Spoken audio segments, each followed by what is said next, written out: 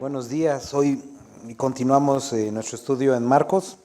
Hoy vamos a estar estudiando el capítulo número 13 del libro de Marcos. Es un capítulo interesante porque es un capítulo de profecía bíblica. Entonces son capítulos que ahorita vamos a ver que su fin podríamos llegar a equivocarnos.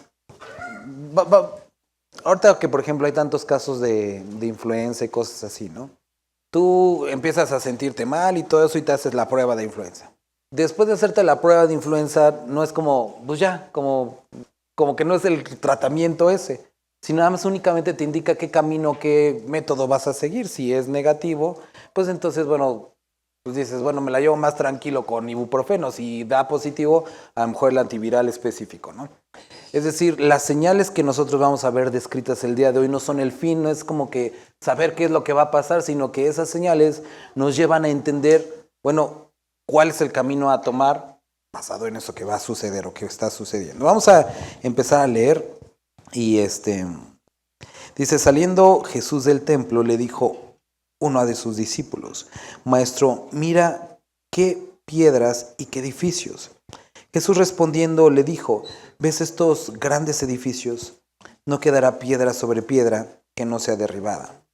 Y se sentó en el monte de los olivos frente al templo, y Pedro y Jacobo y Juan y Andrés le preguntaron aparte, dinos, ¿cuándo serán estas cosas? ¿Y qué señal habrá cuando todas estas cosas hayan de cumplirse? Jesús les dijo respondiéndoles, y comenzó a decir, y te pido que puedas subrayar esto, mirad que nadie os engañe, porque vendrán muchos en mi nombre diciendo yo soy el Cristo y engañarán a muchos, mas cuando oigas de guerras y rumores de guerras, no os turbéis, porque es necesario que sucedan, pero aún no es el fin, porque se levantará nación contra nación y reino contra reino, y habrá terremotos y en muchos lugares, y habrá hambres, alborotos, principios de dolores son estos. Vamos a orar. Padre, te damos muchas gracias porque hoy podemos considerar esta escritura, Padre. Antes de comenzar, queremos rogarte por Mireri, Señor, por la hijita de nuestro hermano Julio, Señor, que ahorita están en urgencias. Te rogamos que esta fiebre pueda bajar, Señor, y que con el tratamiento, Señor, ellos puedan notar una mejoría evidente en su pequeña, Señor. Y si tú, Padre, deseas hacerlo de otra forma, de una forma milagrosa, que ellos puedan ver incluso en el tratamiento ahorita una mejoría, Señor. Rogamos por eso, Señor, ese es nuestro deseo, que ella pueda ser sana completamente y pueda sus papás poder descansar en ti, en ver tu poder obrando en su pequeña, Señor. Y Padre, a nosotros nos encomendamos a tu Espíritu Santo para poder entender y, Señor, que podamos ser animados por tu palabra el día de hoy. Padre, también queremos rogarte por nuestros hermanos que el día de hoy no nos pueden acompañar por causa de enfermedad o están en el proceso de recuperación, Señor. Continúa fortaleciéndolos y haciendo la obra en medio de ellos, Señor. Bendito eres Dios. Amén. Ok, ahora sí, capítulo 13. Antes de comenzar a leer este capítulo 13, me gustaría que pudiéramos recordar algunas cosas. Número 1, este capítulo 13 va a tratar con profecía relacionada con el final de los tiempos. Cosa número 1, Dios no nos describe lo que va a suceder para que intentemos cambiarlo, porque las cosas van a suceder. Es decir, si hablamos de guerras, de rumores de guerras, de la venida del anticristo, la iglesia o el creyente o el no creyente no tienen la habilidad ni el poder de retener o de evitar que venga. Eso va a suceder porque está escrito. Entonces, ese no es el propósito de esta escritura. Segundo, nosotros estas cosas no nos las dice Dios o nos las reveló Dios para que tuviéramos miedo o temor o para que nos enfocáramos únicamente en las señales, porque las señales tienen como propósito pues apuntar a un evento mayor, ¿sale? Entonces, segunda cosa. Tercera, este evento que vamos a ver descrito aquí, como les decía, es la tribulación, en el cual los que no son creyentes y en específico este capítulo trata con la nación de Israel, van a estar presentes. Nosotros estuvimos recientemente en el libro de Apocalipsis y estudiábamos cómo la iglesia va a ser librada de eso. Podemos recordar aquí, por ejemplo, versículos como 1 Tesalonicenses capítulo 4, donde Dios promete que Él va a reunir a su pueblo en las nubes. Podemos considerar, por ejemplo, Lucas capítulo 21, donde nos pide que oremos para ser dignos de ser como librados de esa hora. Entonces, quiere decir que podamos ser librados. Y tercero, podemos recordar ahí donde lo anoté aquí. Ese es el problema de no escribir bien, hermanos. Bueno, es que dice, pero no le entiendo. Pero nosotros, ¿cuál es? Ah, sí, Apocalipsis capítulo 3, que nos promete el poder ser librados de esa hora, ¿sale? Entonces, bueno, el chiste es que vamos a ver hechos relacionados con la nación de Israel, pero también al encontrar ciertos principios bíblicos, nosotros podemos aplicarnos para nuestra vida. ¿Por qué? Porque recuerden que el final de los tiempos, a pesar de que sí culmina con un momento que es la segunda venida de Cristo, no describe únicamente un día, sino un espacio de tiempo en la que todas estas cosas van sucediendo y que nosotros podemos ver que se acerca el cumplimiento o el final, ¿sale? Entonces, saliendo Jesús del templo, le dijo a uno de sus discípulos, bueno, otra cosa que nos faltaba, acuérdense que Jesús terminó hablando contra los fariseos y diciéndoles todo esto de generación de víboras y todo eso, ¿sale? Entonces los discípulos seguramente andaban como que, híjole, ¿cómo les dijo esto a los discípulos? Saliendo Jesús del templo, le dijo uno de sus discípulos, Maestro, mira qué piedras y qué edificios. Jesús respondiendo, le dijo, ¿ves estos grandes edificios? No quedará sobre piedra que no sea derribada. El templo que nosotros leemos en esta porción es el templo que construyó Zorobabel y que mejoró Herodes. Las mejoras de este templo hechas por Herodes duraron alrededor de 60 años. Se describe, y Josefo describe este templo como uno de los monumentos o de los edificios más esplendorosos de la época. Gran parte del templo estaba cubierta de oro. Y dicen que desde lejos podría verse el brillo, incluso llegaba a deslumbrar en un día soleado. Lo que no estaba cubierto de oro estaba cubierto de mármol. Entonces también se describe que aquellos viajeros que iban a Jerusalén desde la distancia podían ver las paredes de mármol y pensar que estaba cubierto de nieve porque era un blanco intenso.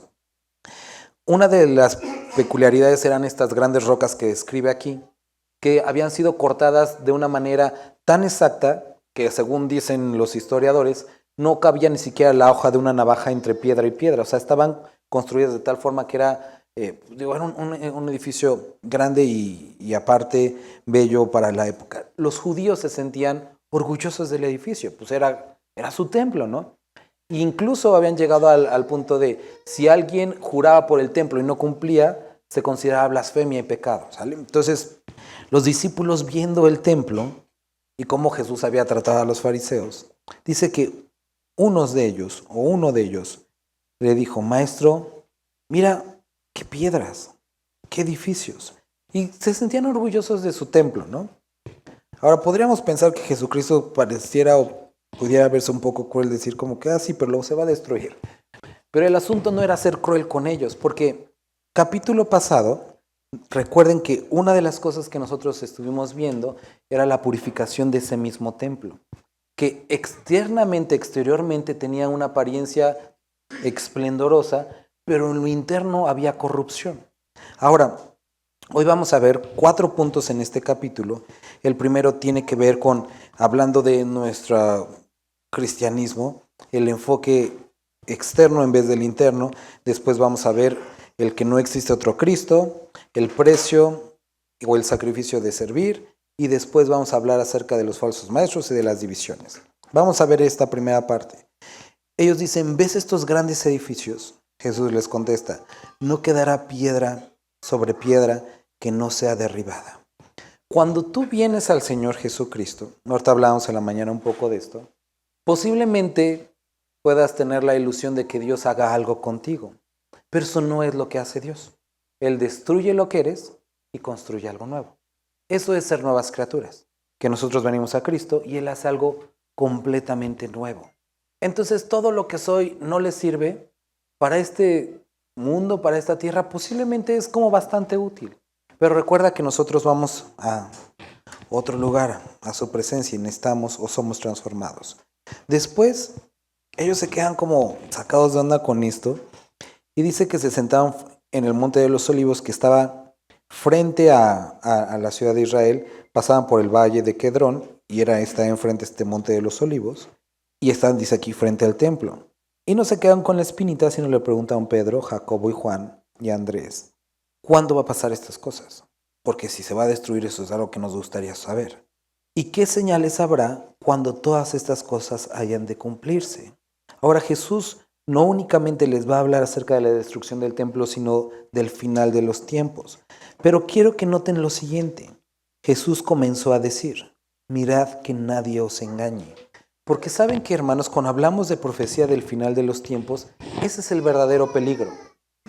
El peligro que vemos aquí, o que vemos en Timoteo, o que vemos o leímos en el libro de Apocalipsis, no son los terremotos.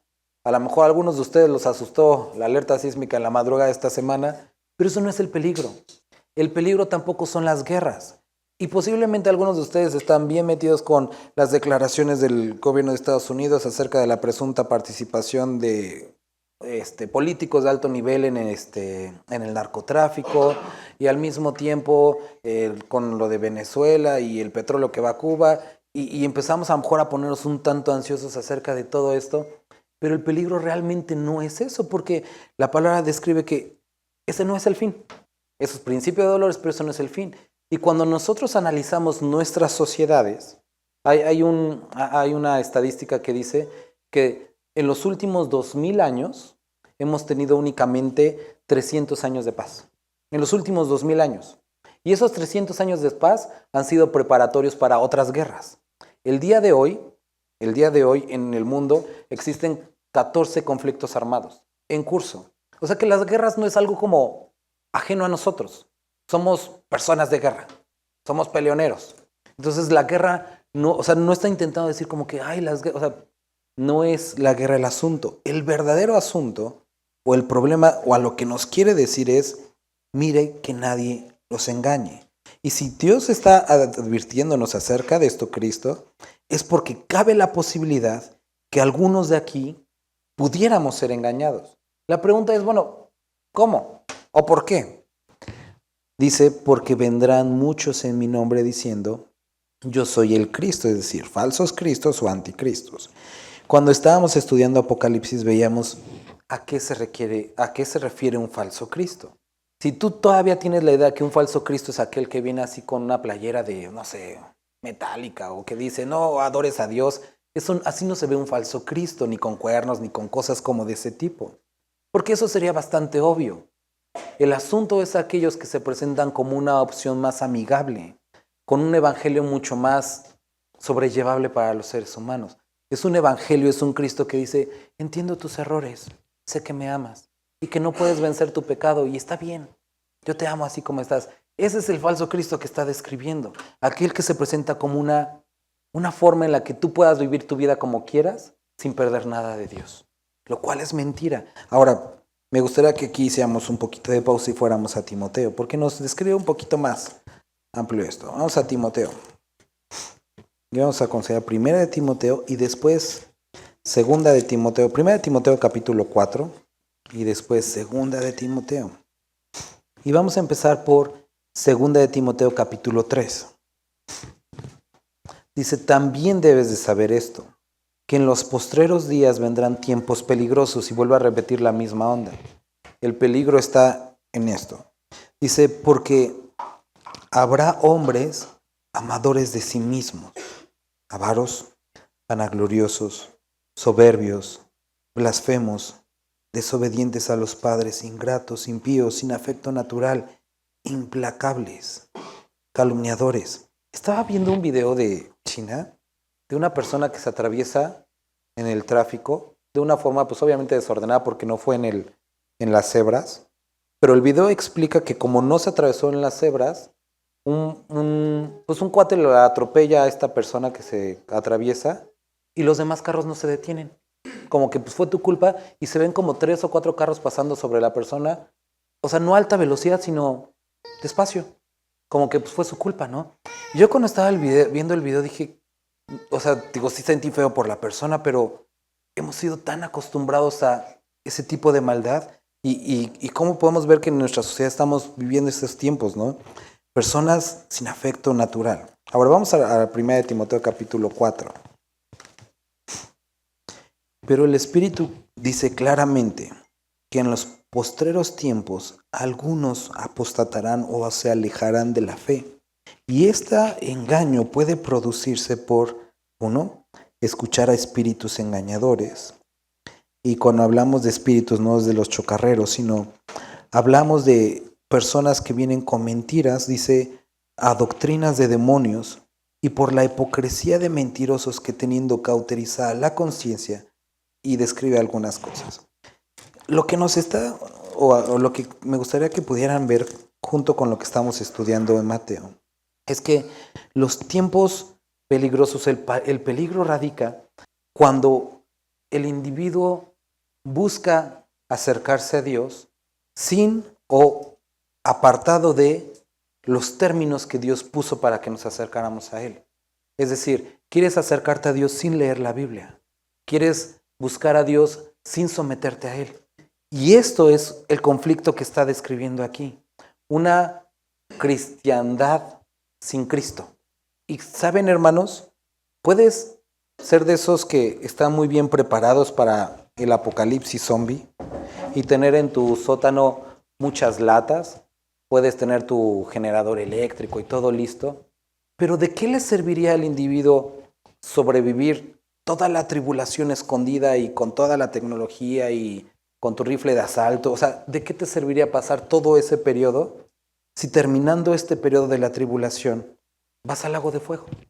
Mucho más importante, ¿de qué te serviría el día de hoy decir, bueno, no estamos en ese momento todavía, gano el mundo, pero pierdo a Dios?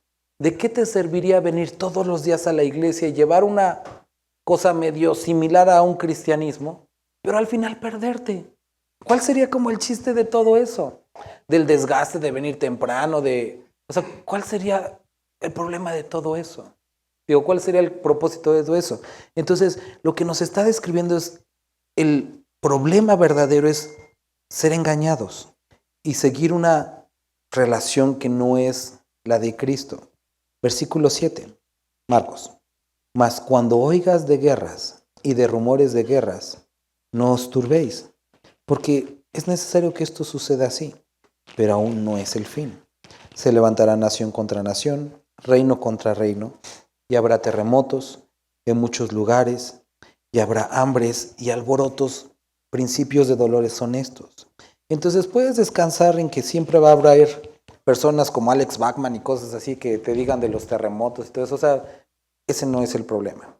Pero mirad por vosotros mismos, porque os entregarán a los concilios y en las sinagogas, y os azotarán delante de gobernadores y de reyes, y os llevarán por causa de mí, para testimonio a ellos.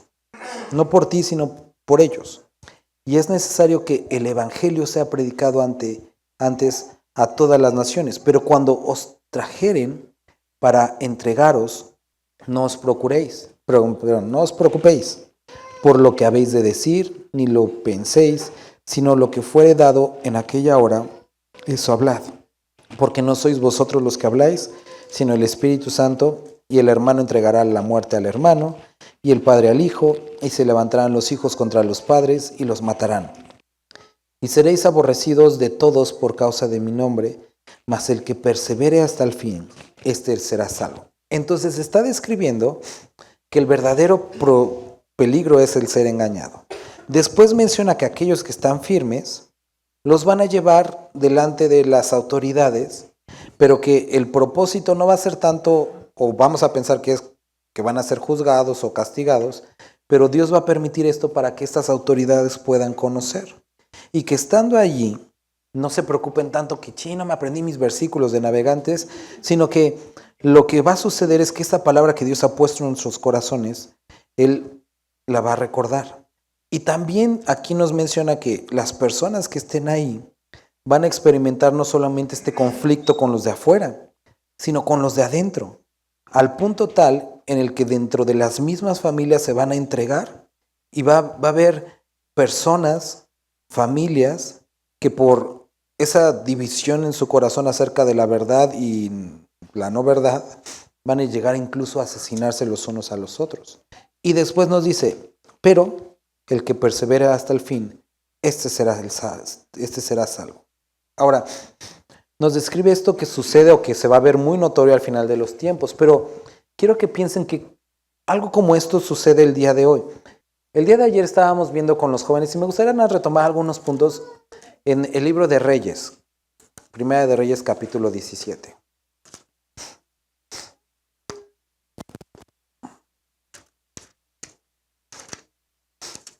Posiblemente te acuerdas de esto. Dice entonces Elías, capítulo 17, del 1 al 6. Dice entonces Elías Tisbita, que era de los moradores de Galaad, dijo acá, vive Jehová, Dios de Israel, en cuya presencia estoy, que no habrá lluvia ni rocío en estos años, sino por mi palabra. Y vino a él palabra de Jehová diciendo, apártate de aquí y vuélvete al oriente y escóndete en el arroyo de Querit, que está frente al Jordán, beberás del arroyo, y yo he mandado a los cuervos que te den allí de comer. Y él fue e hizo conforme a la palabra de Jehová, pues fue y vivió junto al arroyo de Querit, que está frente al Jordán. Y los cuervos le traían pan y carne por la mañana, y pan y carne por la tarde, y bebía del arroyo. Pasados, y vivía del arroyo.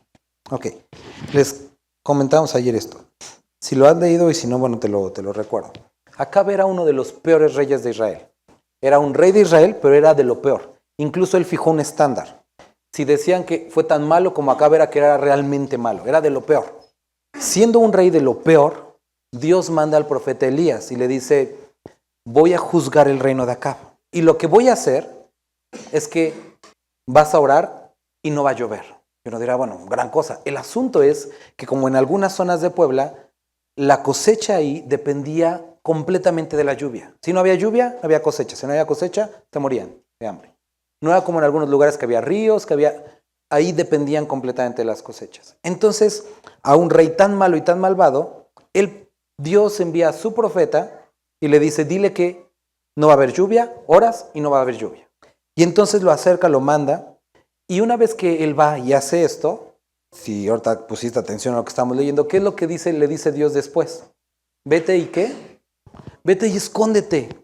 Y uno dirá, a ver, Dios, tú me dijiste que fuera con ese rey malvado, pero ahora pareciera que no tienes la capacidad para protegerme de este asunto. Y no solamente eso, sino que me dices que me esconda, cuando sería muy sencillo, pues no sé, que descendiera fuego y que lo mataras. Y ya, ¿por qué no lo hacemos así?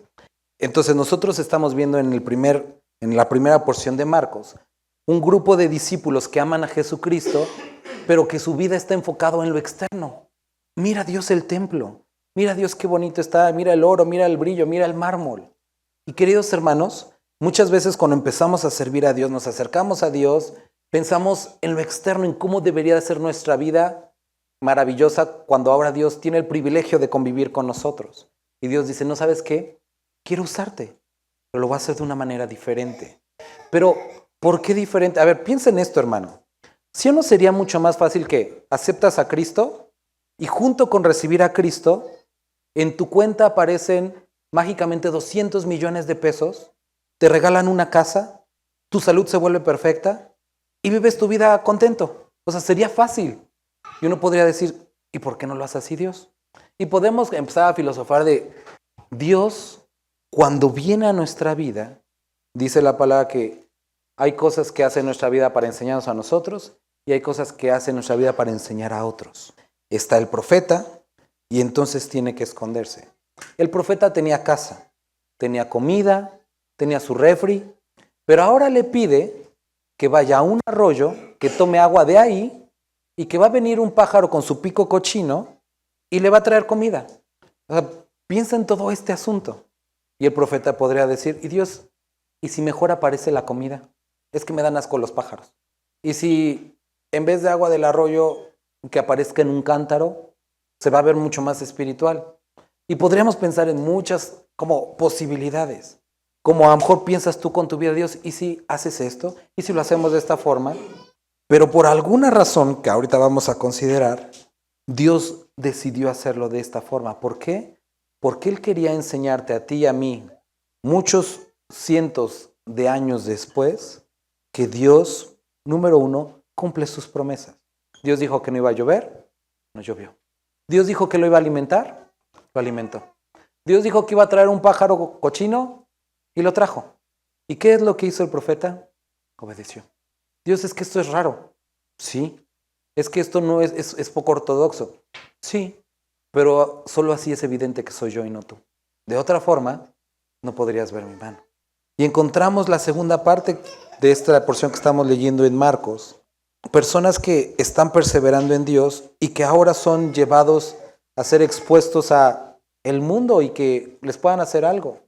No entendiendo, pero la Biblia sí explicando, que no es tanto por ellos porque su vida está segura, sino es por el bien del mundo, para que sean alcanzados.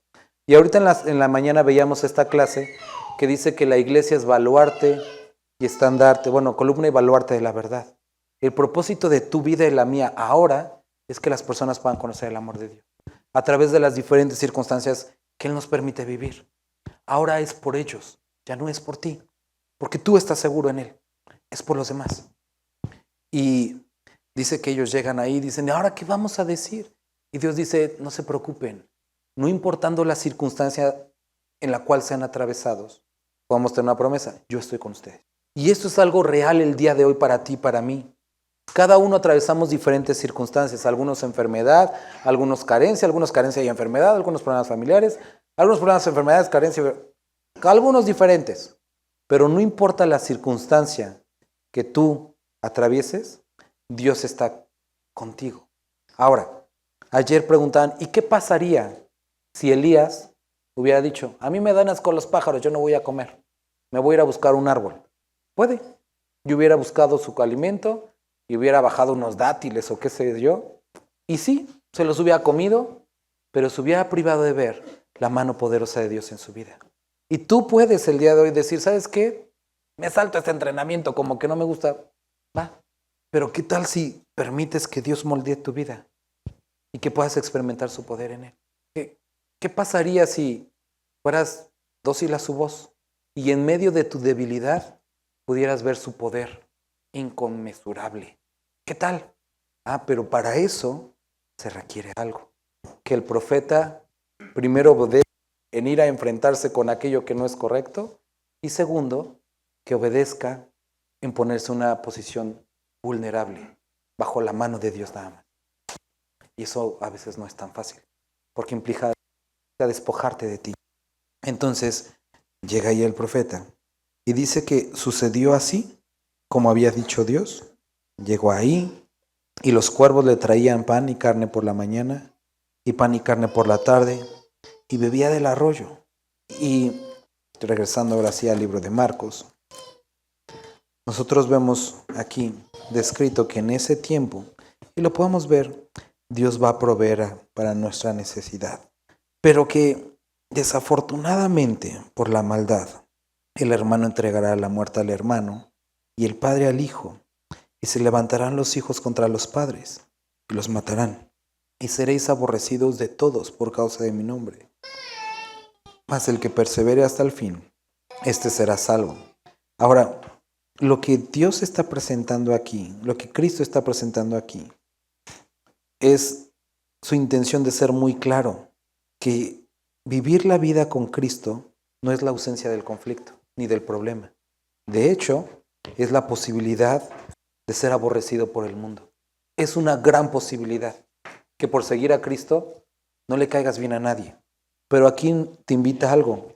No se trata de cómo comienzas, sino de cómo terminas y perseverar hasta el fin. Pero cuando veáis la abominación desoladora, ¿alguien podría leer del versículo 14 al 17? Y entonces nos describe aquí un evento, que incluso nos dice el que lea entienda, acerca de la abominación desoladora de la cual habló el profeta Daniel. Estuvimos considerando este capítulo la semana pasada, de estas 70 semanas que están determinadas sobre Israel. Y la última semana, o sea, es decir, los últimos 7 años están divididos en dos, partidos por un evento que se llama la abominación desoladora. Es decir, el anticristo entrando al templo y ofreciendo sacrificio, idolatría, obviamente pues no para Dios. Ahora, aquí nos dice algo que no quiero que pases por alto. Dice, y cuando vean la abominación desoladora, de la cual habló el profeta Daniel, entonces los que estén en la azotea, y empieza a decir, hagan algo, porque se corre el riesgo de ver esa abominación desoladora y no hacer nada. ¿Qué quiere decir esto? Estaba escuchando una frase en la semana que decía que los padres que no reprenden el pecado, sus hijos van a ser aquellos que lo celebren. Los hijos de los que lo celebren van a ser aquellos que lo normalicen. Y los hijos de los que lo normalicen van a ser aquellos que nunca sepan que fue pecado. Y esto es algo que nosotros vemos aquí, a un grupo de personas que están, por la vida que se está viviendo por la sociedad, el ya no verlo como pecado y el ya no verlo mal. Y algo de lo que puede producir el ser engañados, hermanos, es lo acostumbrados que estamos al pecado y la maldad del día de hoy. No sé si recuerdan esa película que se llamó El Infierno, de esa película mexicana que hablaba del narco. ¿Alguno lo vio? No, los que son más viejitos. El chiste es que hay una escena en esa película en la que están torturando a uno de los narcos, ¿no? Y yo me acuerdo cuando la fui a ver al cine, en esa escena que lo estaban torturando, todos nos estábamos riendo. Porque, o sea, no sé por qué, pero como que se veía medio chistoso. Y en la sala completa todos se estaban riendo. Hasta que yo dije, oye, estamos viendo cómo torturan a una persona y lo que produce es risa. Estamos mal. O sea, como sociedad estamos mal. Y hay muchas cosas. Le comentaba a mi esposa que cuando salió, también es una película viejita, ¿no? Una película que se llamaba La Máscara, que también a lo mejor ya no conocen algunos. Fuimos a verla mi hermana, bueno, yo y mi mamá. Y al inicio de la película, cuando estaban los cortos, había el corto de una película de, no sé de qué era, pero el chiste es que había un salón de clases y había un chico como que mostrando la anatomía de la mujer, pero era una modelo y estaba pintado aquí, pues no sé, el útero y todo eso. Y mi mamá se indignó porque ese corto pasara en una película que supuestamente era para niños, ¿no? Y me acuerdo que mi mamá se salió y se peleó. Y si el día de hoy se hiciera algo como eso, o sea, nosotros muchos ya ni siquiera lo vemos mal, porque nos hemos acostumbrado al pecado. Y a pesar que decimos, no, yo no participo en él, se nos ha hecho normal.